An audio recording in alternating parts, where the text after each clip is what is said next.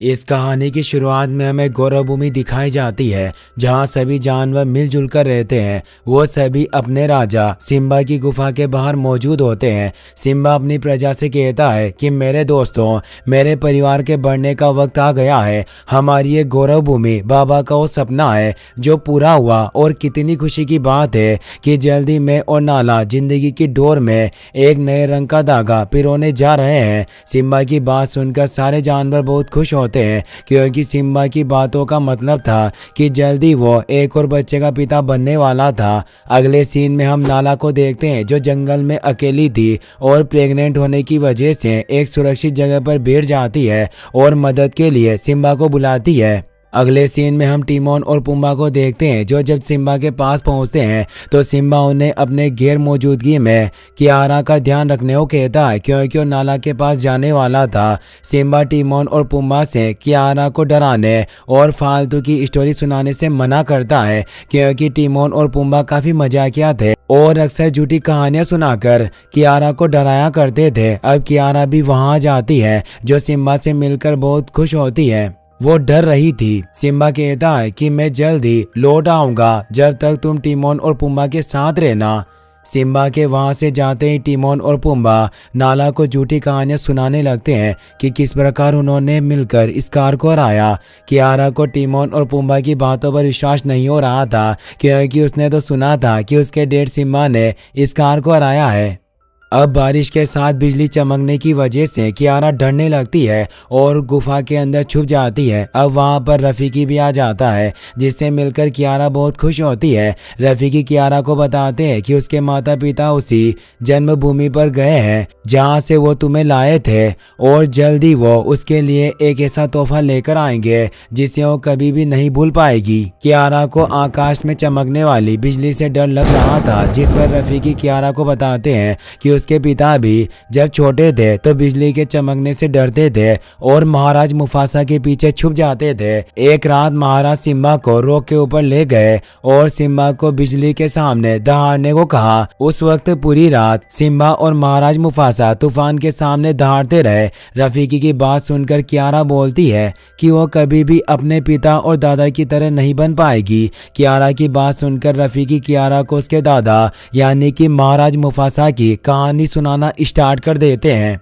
Rafiki बताता है कि यह कहानी शुरू होती है पहाड़ों और गौरव भूमि से बहुत दूर एक ऐसी जगह जहां सभी जानवर प्यास से मर रहे थे क्योंकि 20 अमावस से वहां पानी की एक बूंद भी नहीं बरसी थी। अगले सीन में हम छोटे मुफासा को देखते हैं जो अपने मॉम डैड के साथ था और सुबह होते ही मुफासा अपने मॉम डैड से पूछता है कि वो सामने रोशनी कैसी है। इस पर मुफासा के मॉम डैड उसे बताते हैं कि उस आखिरी बादल के भी पीछे मौजूद जगह है मेलेले जहाँ पर बेहिसाब खाना पानी मौजूद है और सारे जानवर वहाँ खुशी से रहते हैं। मुफासा अपनी मॉम से पूछता है कि क्या हम कभी वहाँ जा सकते हैं। इस पर मुफासा की मॉम उसे बताती है कि हम वहीं तो जा रहे हैं, लेकिन अगर तुम चाहो तो उसे अभी महसूस कर सकते हो। मुफासा इसके बाद अपने मॉम डैड के साथ मिलकर उस सपनों की जगह मेलेले को महसूस करता है जहां पर चारों तरफ फूलों की हरियाली थी, हरे भरे पेड़ और घास के मैदान थे, छोटी छोटी नदियां और तालाब मौजूद थे जहां सारे जानवर खुशी से एक साथ रहा करते थे। अब मुफासा के ऊपर बारिश की पहली बूंद गिरती है जिसे देखकर मुफासा बहुत खुश होता है। सावन आने की वजह से बारिश होना शुरू हो गई थी जिसकी वजह से सालों से सूखी पड़ी नदी में पानी बहने लगा था और हाथियों के साथ ही बाकी सारे जानवर भी नदी में पानी पीने के लिए इकट्ठा हो रहे थे। मुफासा भी ये देखकर बहुत खुश होता है और नदी में जाकर मस्ती करने लगता है। अब देखते ही देखते नदी में पानी का लेवल बढ़ने लगता है और मुफासा नदी के बीच में फंस गया था। अब मुफासा को बचाने के लिए मुफासा के पिता खुद भी नदी में कूद जाते हैं और काफी मुश्किलों का सामना करने के बाद किसी तरह मुफासा को किनारे पर फेंकने में कामयाब हो जाते हैं। लेकिन मुफासा की मुश्किलें अभी भी खत्म नहीं हुई थी क्योंकि वो अब भी सेफ नहीं था और चट्टानों के दूसरी तरफ मुफासा की मॉम मुफासा को अपनी तरफ बुला रही थी। अब इससे पहले कि मुफासा अपनी मॉम के पास जा पाता, एक हाथी का बच्चा पानी की बड़ी लहर के साथ तेजी से बहते हुए आता है और उस चट्टान से टकरा जाता है। जिसकी वजह से डैम टूट जाता है और मुफासा पानी के साथ बहने लगता है। मुफासा पानी में डूब रहा था, वो एक सूखी लकड़ी के ऊपर आ जाता है, पर वो बहते हुए अपने मॉम डैड से बहुत दूर एक दूसरी जगह पर पहुंच जाता है। अब मुफासा जब नदी में होता है तो उसके पास टाका आता है, जो उस जगह के राजा ओबासी का बेटा था। टाका मुफासा को बताता है कि वो खतरे में है क्योंकि नदी में क्रोकोडाइल मौजूद है जो तेजी से मुफासा के ऊपर हमला करने के लिए बढ़ रहे थे। मुफासा ये देखकर डर जाता है और किनारे की तरफ आने की कोशिश करने लगता है। मुफासा को तैरना नहीं आता था, जिसकी वजह से उसे काफी प्रॉब्लम हो रही थी। अब इससे पहले कि क्रोकोडाइल मुफासा को मार दे, वहां पर टाका की मां आ जाती है, जो उन क्रोकोडाइल को डराकर वहां से भगा देती है। इस तरह मुफासा की जान बच जाती है। टाका के कहने पर टाका की मॉम मुफासा को अपने साथ घर ले आती है। मुफासा को देखकर टाका के डैड ओबासी बिल्कुल भी खुश नहीं होते, क्योंकि वो नहीं चाहते थे कि कोई अजनबी उनके परिवार का हिस्सा बने। ओबासी को डर था कि कहीं मुफासा बड़ा होने के बाद उनकी जगह ना ले ले। अब ओबासी टाका और मुफासा को आपस में एक रेस लगाने के लिए कहते हैं, जिसमें अगर मुफासा हार गया तो ओबासी उसे मार देंगे, लेकिन अगर मुफासा जीत गया तो उसे उनकी फैमिली में रहने दिया जाएगा और कभी भी ओबासी उसके ऊपर हमला नहीं करेंगे। रेस शुरू होती है। कई दिनों से भूखा रहने की वजह से मुफासा कमजोर हो गया था, इसीलिए वो टाका से रेस हार रहा था, लेकिन टाका जानबूझकर मुफासा को जीतने देता है, जिससे मुफासा की जान बच जाती है और उसे रहने के लिए जगह और एक परिवार मिल जाता है। अब देखते ही देखते समय के साथ मुफासा और टाका बड़े हो जाते हैं और वो दोनों एक अच्छे दोस्त थे और भाई की तरह हर समय साथ में रहा करते थे और खूब मस्ती करते थे। ओबासी मुफासा को टाका के साथ देखकर बिल्कुल भी खुश नहीं थे और वो मुफासा को टाका से दूर रहने के लिए कहते हैं। ओबासी टाका से कहते हैं कि तुम्हें उस आवारा से दूर रहना चाहिए, क्योंकि मेरे बाद तुम ही इस जगह के राजा बनोगे, इसीलिए तुम्हें अपनी माँ के बजाय मेरे साथ रहना चाहिए। राजा कभी भी औरतों के बीच नहीं रहते। वहीं दूसरी तरफ मुफासा टाका की मॉम के साथ रहा करता था, जो मुफासा को शिकार करना और दूसरे जानवरों का पता लगाना सिखा रही थी। अब मुफासा जब टाका की मॉम के साथ झुंड में शिकार करना सीख रहा होता है तो वहां पर टाका भी छुपकर उसे देख रहा था। अगले ही पल सफेद शेर मुफासा और टाका की मॉम के ऊपर हमला कर देते हैं। टाका की माँ एशे उस शेरों से फाइट करने लगती है और वो मुफासा को वहां से भागने को कहती है कि टाका काफी डर गया था, इसीलिए वो बाकी जानवरों के साथ भागने लगता है, पर मुफासा उन्हें छोड़कर नहीं जाना चाहता था। वो इशे माँ के साथ उन शेरों से फाइट करता है, जिससे वो एक शेर को मार देते हैं। इसमें इशे माँ की जान बच जाती है। अपने साथी के मरने के बाद दूसरा सफेद शेर डरकर वहां से भाग जाता है।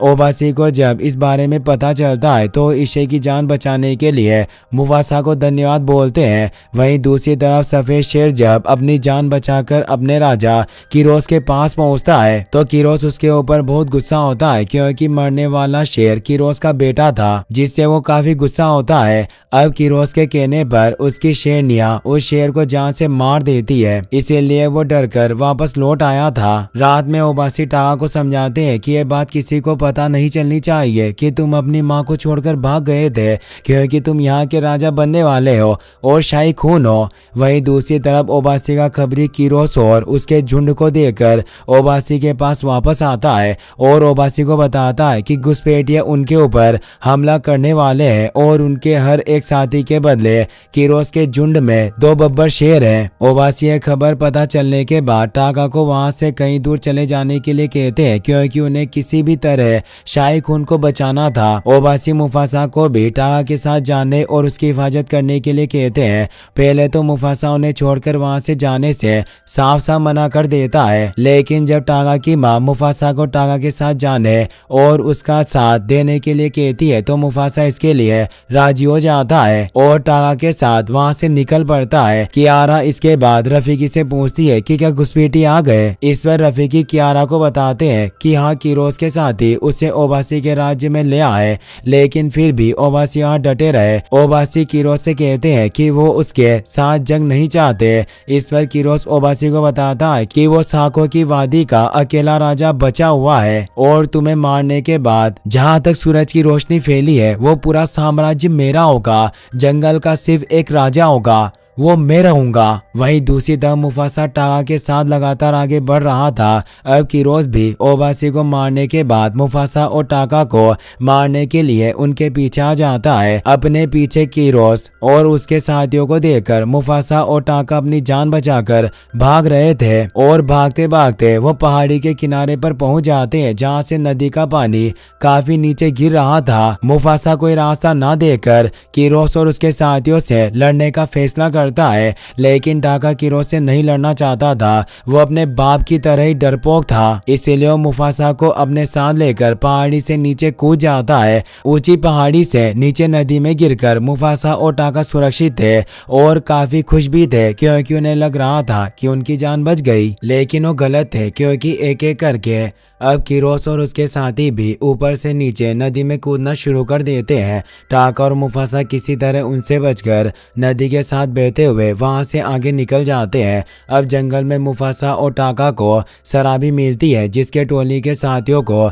कीरोस ने मार डाला था, लेकिन शराबी किसी तरह बच गई थी। शराबी के साथ उसका एक बड़ जाजू भी था, जो आसमान से आसपास के खतरों के बारे में शराबी को बताया करता था। शराबी मुफासा से पूछती है कि तुम कहाँ जा रहे हो। मुफासा बताता है कि हम मिलेले जा रहे हैं। शराबी को मुफासा की बातों पर विश्वास नहीं होता, क्योंकि उसे लगता था कि मिलेले सिर्फ किस्सों कहानियों की बात है, वो हकीकत में मौजूद नहीं है। इसके बाद हम रफीकी को देखते हैं, जिसके झुंड के साथी रफीकी को अपने साथ पेड़ पर नहीं रहने देना चाहते थे, क्योंकि उनका मानना था कि रफीकी काला जादू जानता है और आज जिस चीते ने उनके ऊपर हमला किया था उसे भी रफीकी ने ही अपने सपने से बुलाया होगा। अपने समूह से बेदखल किए जाने पर रफीकी पेड़ से नीचे उतर जाता है और अपने नए घर और परिवार की तलाश में निकल पड़ता है। अब रफीकी की मुलाकात जब मुफासा से होती है तो मुफासा से बिल्कुल भी नहीं डरता। मुफासा, शराबी और टाका ये देखकर पूरी तरह से हैरान थे।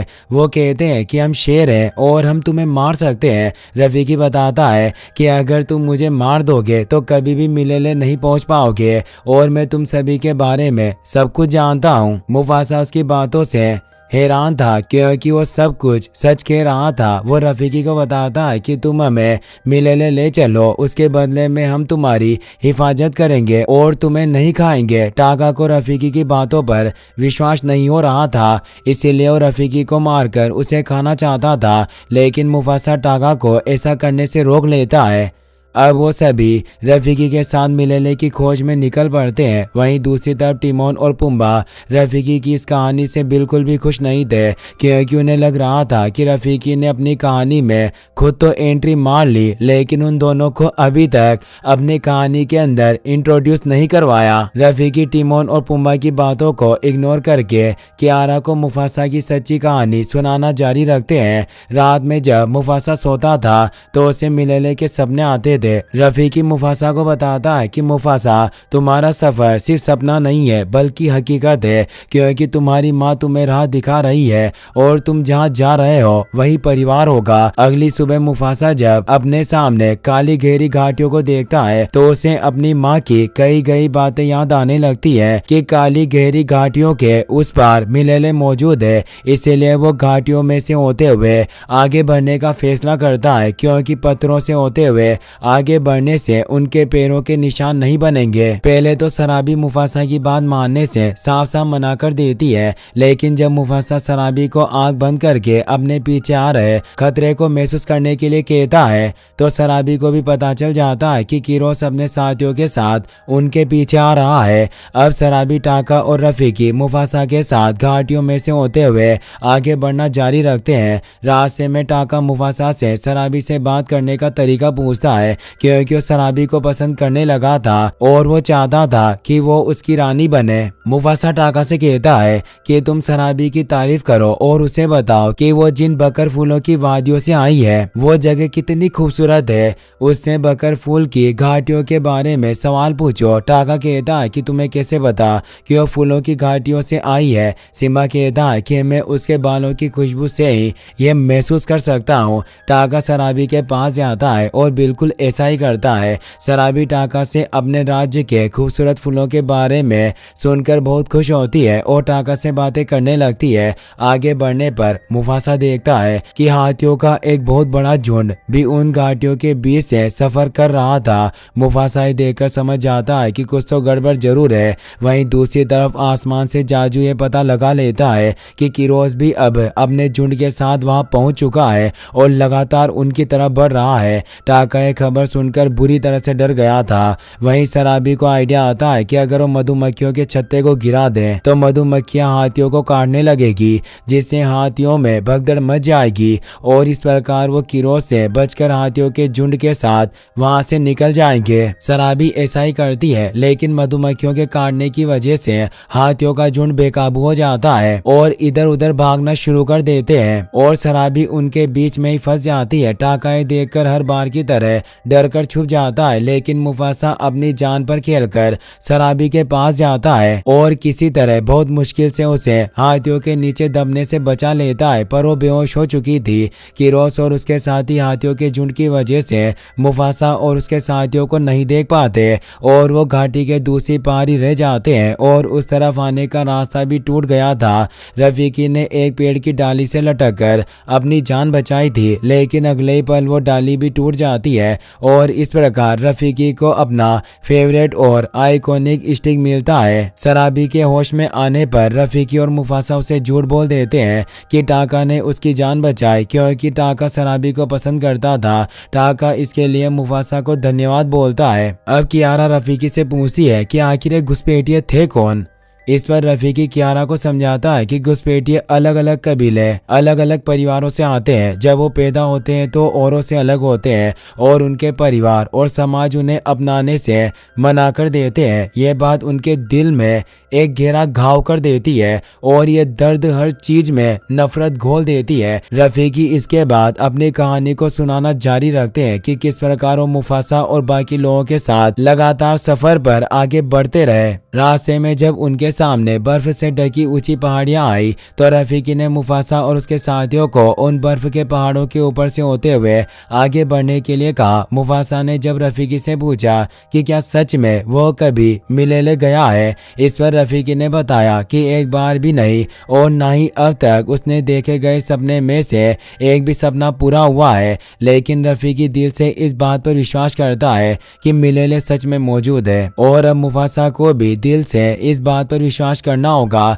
सफर के दौरान मुफासा जाजू से अपने पंखों की मदद से अपने पैरों के निशान मिटाने के लिए कहता है, क्योंकि वो जानता था कि किरोस अपने झुंड के साथ जरूर उनके पीछे आएगा। जाजू मुफासा की बात मानकर एक एक करके उनके सारे पैरों के निशान मिटा देता है। किरोस जब अपने झुंड के साथ वहां पहुंचता है तो बर्फ में मुफासा और उसके साथियों के पैरों के निशान न होने की वजह से वो रास्ता भटक जाते हैं और उन्हें कुछ भी समझ में नहीं आ रहा था कि आखिर वो अब किस तरफ जाए। रास्ते में रफीकी को आगे बढ़ने में प्रॉब्लम हो रही थी, इसीलिए मुफासा रफीकी को अपने ऊपर बैठा लेता है और रफीकी से कहता है कि मैं हूं ना। शराबी जब ये बात सुनती है तो समझ जाती है कि हाथियों के झुंड से उसे टाका ने नहीं बल्कि मुफासा ने बचाया था, क्योंकि उस दौरान शराबी ने किसी को मैं हूं ना कहते हुए सुना था, यानी कि वो मुफासा ही था और मुफासा ने टाका को शराबी के इलाके के खूबसूरत फूलों के बारे में बताया था, क्योंकि सिर्फ मुफासा ही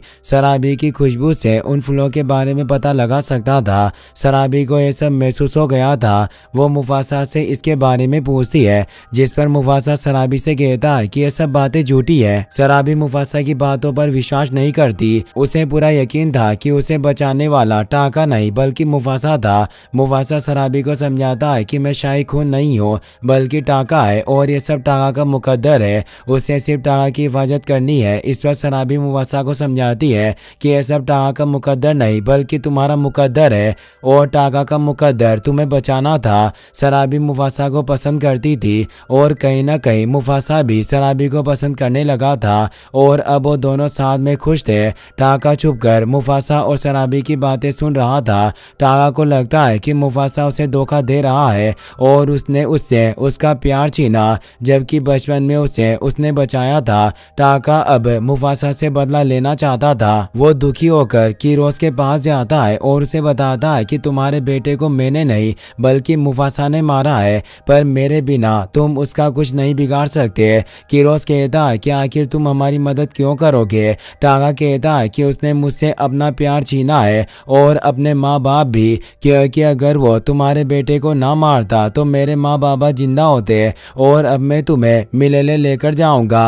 कीरोस टागा की बात मान लेता है क्योंकि वो बर्फीले पहाड़ पर पूरी तरह से भटक चुके थे और अब टागा भी उनकी टोली में शामिल हो जाता है। वहीं दूसरी तरफ मुफासा टागा के वहां ना होने की वजह से काफी परेशान हो रहा था कि तभी वहां पर टागा आ जाता है, जो मुफासा के पूछने पर उसे झूठ बोल देता है कि वो पहाड़ों में शिकार करने गया था लेकिन उसे कोई शिकार नहीं मिला। मुफासा इसके बाद अपने साथियों के साथ मिलेले की तरफ आगे के सफर पर निकल पड़ता है, पर टागा कीरोस के लिए पीछे पंजे के निशान छोड़ता है ताकि वो उनके पीछे आ पाए। मुफासा जल्दी बर्फीली ऊंची पहाड़ियों को पार करके हरे भरे घास के मैदान और ऊंचे पेड़ों की वादियों में पहुंच जाता है। ये जगह थी मिलेले, जहां पर छोटी छोटी नदियां बह रही थी और सारे जानवर एक साथ खुशी से रह रहे थे। मिलेले पहुंचकर मुफासा और उसके साथी बहुत खुश होते हैं। रफीकी इसके बाद उस पेड़ के पास जाता है जो पेड़ उसे अक्सर सपने में दिखाई देता था। रफीकी ने मुफासा को बताया था कि वो सपने में उस पेड़ को देखा करता था जहां वो अपने भाई के साथ खड़ा था। मुफासा रफीकी से पूछता है कि तुम्हारा भाई कहां पर है। इस पर रफीकी मुफासा को बताता है कि वो तो कब का बिछड़ चुका है। मैं सपने में जिस भाई के साथ पेड़ के पास खड़ा था वो और कोई नहीं बल्कि मुफासा तुम हो। अब कीरोस भी टाका द्वारा पीछे छोड़े गए निशान को फॉलो करते हुए वहां पहुंच जाता है। कीरोस को देखकर सारे जानवर बुरी तरह से डर जाते हैं और मुफासा को विश्वास नहीं हो रहा था कि आखिर कीरोस उन तक कैसे पहुंच गया। जल्दी मुफासा को पता चल जाता है कि टाका ने उसे धोखा दिया है। मुफासा जब टाका से पूछता है कि तुमने ऐसा क्यों किया, हम तो भाई थे ना। इस पर टाका मुफासा से कहता है कि तुमने मेरी किस्मत छीनी है और अब ये तुम्हारी किस्मत है। मुफासा ने अब कीरोस से लड़ने का फैसला कर लिया था, इसीलिए सराबी उन शेरनियों से मदद लेने जाती है जिनसे कीरोस ने उनका घर छीन लिया था। वो शेरनियां पहले तो मुफासा का साथ देने से मना कर देती है, लेकिन जब मुफासा सभी जानवरों के सामने जाकर उन्हें अपना साथ देने के लिए कहता है तो सारे जानवर और शेरनियां भी मुफासा का साथ देने के लिए राजी हो जाते हैं, क्योंकि अगर इस समय उन्होंने मुफासा का साथ नहीं दिया तो अगली बार कीरोस उनके लिए वापस लौटेगा और एक एक करके उन सभी को मार देगा। मुफासा भी सभी जानवरों को इस बात का एहसास करवाता है कि हम सभी एक अंधे की डोर से जुड़े हुए हैं, इसीलिए हमें साथ मिलकर लड़ना होगा। अब मुफासा के ऊपर कीरोस की शेरनियां हमला कर देती है। मुफासा अकेले ही कीरोस और उन सभी से फाइट करता है और इस दौरान वो एक गहरे गुफा के अंदर गिर जाता है। मुफासा का पीछा करते हुए वहां पर कीरोस भी आ जाता है, जिसके बाद कीरोस और मुफासा के बीच में एक खतरनाक फाइट होना शुरू हो जाती है। टाका भी वहां मौजूद था, जिसे मुफासा और कीरोस को आपस में लड़ता देखकर याद आता है कि उसकी मॉम ने एक बार उसे कहा था कि एक दिन उसे भी अपनी बहादुरी दिखाने का मौका मिलेगा और उसे एहसास हो रहा था कि सिम्बा उसका भाई है और उसने अपने भाई से ही गद्दारी की जबकि उसने उसकी मां को बचाया था। अब कीरोस मुफासा को अपने पंजे से मारने वाला था कि तभी उसके सामने टाका आ जाता है, जिससे कीरोस का पंजा टाका को लग जाता है और टाका के चेहरे पर एक स्कार हो जाता है। टाका और मुफासा जब एक साथ मिलकर कीरोस से फाइट करते हैं, फाइट के दौरान चट्टान टूटने की वजह से कीरोस और मुफासा गहरे पानी में गिर जाते हैं, जहाँ पर मुफासा बड़ी चालाकी से कीरोस को ऊपर से गिर रहे एक बड़े से पत्थर के नीचे धकेल देता है, जिससे कीरोस उस बड़े से पत्थर के साथ ही गहरे पानी के अंदर समा जाता है और मारा जाता है। मुफासा इसके बाद पानी से बाहर आ जाता है। टाका मुफासा को बाहर निकलने में मदद करता है। सराबी मुफासा को जिंदा देखकर काफी खुश होती है। अब क्योंकि मुफासा ने कीरोस को बचाकर सभी जानवरों को उसके खतरे से बचाया था, इसीलिए सारे जानवर अब मुफासा को अपना राजा मानने लगे थे। वो सभी उसके सामने सर झुका लेते हैं। मुफासा मिलेले का नया राजा बन जाता है। राजा बनने के बाद मुफासा सारे जानवरों को बताता है कि वो सब एक समान है और साथ में मिलकर मिलेले में रहेंगे। मुफासा इसके बाद अपनी मोम से भी मिलता है जो आज भी जिंदा थी। मुफासा अपनी मोम से मिलकर बहुत खुश होता है, लेकिन वो इस बात से दुखी भी था कि अब उसके पिता इस दुनिया में नहीं रहे। अब टाका दुखी मन से मुफासा के पास आता है और उसे अपना महाराज मान लेता है। शराबी मुफासा से टाका को राज्य से बेदखल करने के लिए कहती है, लेकिन मुफासा कहता है कि जब तक वो जिंदा है उसका भाई उसके राज्य में रहेगा।